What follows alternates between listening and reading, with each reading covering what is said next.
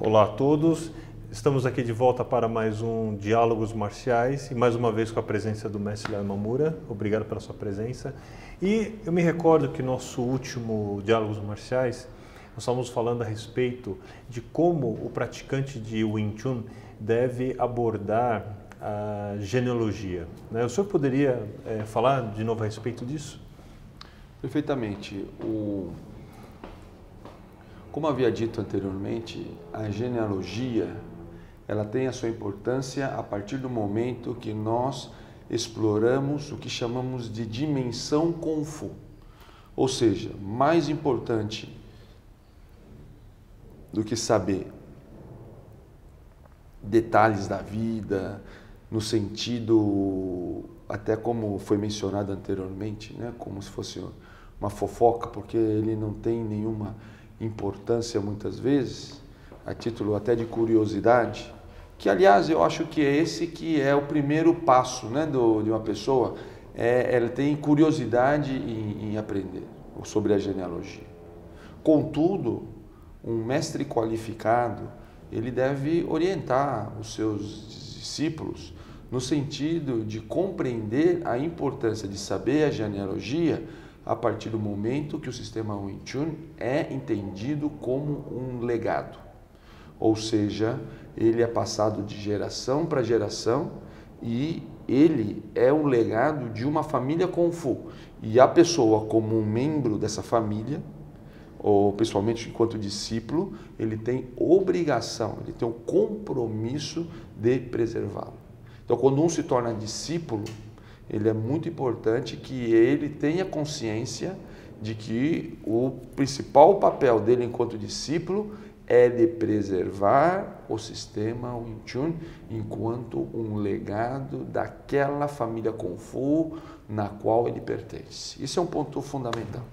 Agora, além da curiosidade, então, aí vem a responsabilidade de enxergar a dimensão Kung Fu dessa genealogia.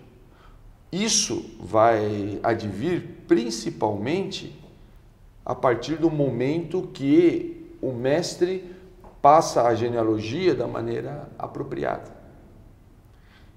Por quê? Porque infelizmente hoje, como sempre eu menciono, os próprios mestres conhecem muito pouco sobre a genealogia do seu estilo.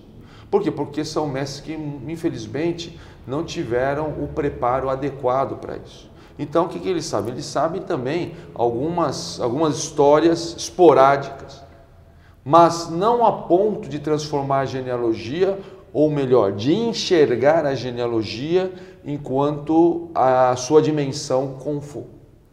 Por quê? Porque é essa dimensão Kung Fu que vai fazer com que, ou que vai propiciar, melhor dizendo, com que o praticante possa, inclusive, melhorar o seu aspecto físico, né, de expressão do sistema. Não quero nem dizer aspecto técnico, porque eu acho que é muito limitante dizermos, né, sobre um aspecto técnico. O Wing Chun é muito mais do que um sistema de técnicas, né? Então é importante enxergar que a técnica ela envelhece. Se o sistema Wing Chun ele está vivo há tantos séculos, é porque ele não é composto de técnicas. Aliás, esse eu acho que deve ser um dos desafios que nós estamos enfrentando na atualidade. Por quê? Porque a partir do momento que o Wing Chun vem para o Ocidente, é óbvio que nós vamos enxergá-lo como nós conhecemos, né, qualquer sistema corporal de movimento, ou seja, com base em técnicas que são nada mais do que procedimentos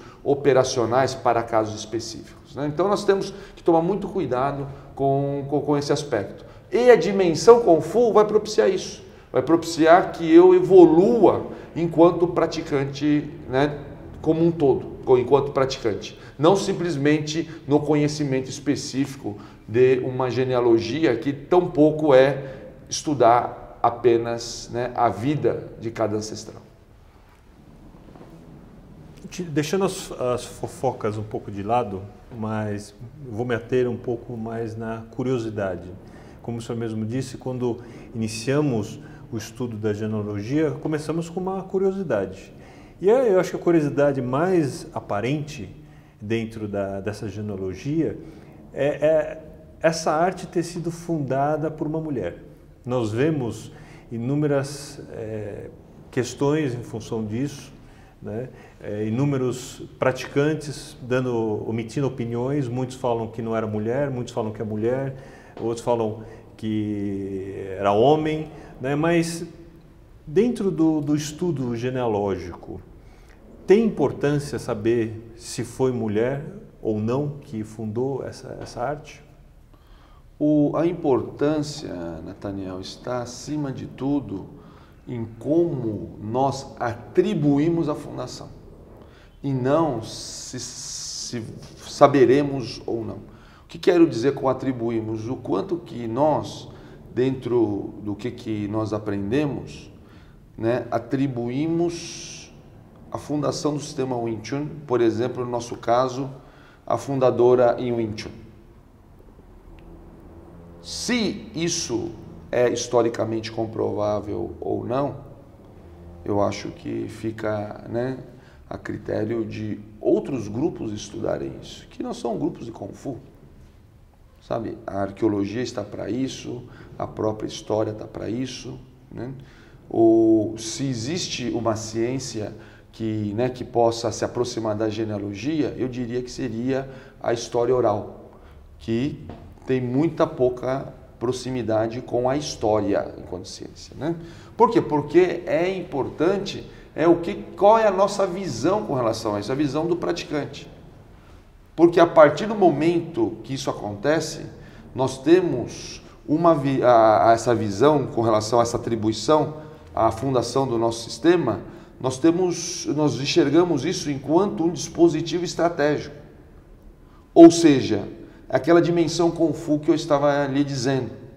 Por quê? Porque quando nós estamos estudando uma arte ou um sistema que foi fundado por uma mulher, o que acontece? Nós temos aí uma referência de conduta feminina, que aliás é algo que tem sido, né, muito discutido e muito valorizado desde o Imperador Amarelo, ou seja, na época ainda dos imperadores místicos. Aliás, atribui-se que foi o Imperador Amarelo que desenvolveu a arte da estratégia e aprendeu de uma figura feminina, que tinha uma cabeça de mulher e um corpo de pássaro. Então é muito interessante essas questões, né? E também temos, né, os 4 tratados políticos do Imperador Amarelo, alguns chamam dos 4 cânones do Imperador Amarelo, né, um grande destaque para aquilo que é chamado de conduta feminina, que nada mais é, dentro do nosso conhecimento, a conduta estratégica. Ou seja, quando nós falamos de conduta feminina, é aquela ideia que está tão evidente, por exemplo, em clássicos como Arte da Guerra, que fala que a vitória ela não é conquistada, mas sim ofertada. Então, ou seja, a legitimidade de uma vitória está quando o outro lhe oferece. Então, essas questões, elas estão todas relacionadas com a conduta feminina, ou seja, com a conduta estratégica. Por quê? Porque mais importante do que alcançar o resultado, o pensamento chinês, ele valorizou muito a legitimidade do efeito, ou seja, a legitimidade em alcançar o resultado. Não basta apenas alcançar o resultado. Por quê? Porque é a partir da legitimidade do efeito que você tem a sustentabilidade. Então, esse tipo de noção, como você deve ter observado, não é uma noção de fácil entendimento.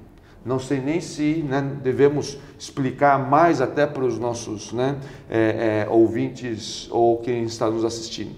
Por quê? Porque a partir do momento que nós entendemos que a fundação do sistema Wing Chun é atribuído a uma mestra, nós temos como exemplo e referência a conduta feminina.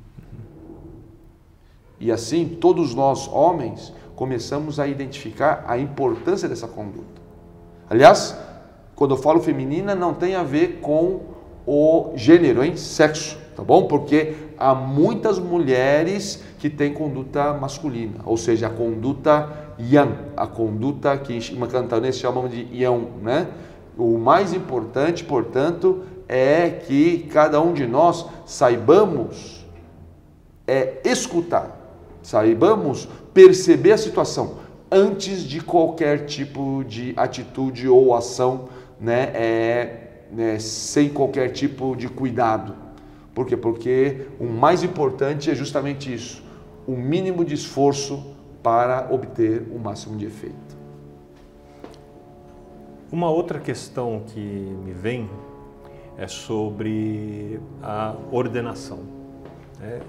Eu acho que, como todo bom sistema chinês, ele vem em função de listas. Então, quer dizer que a ordem, para isso, acredito que seja importante.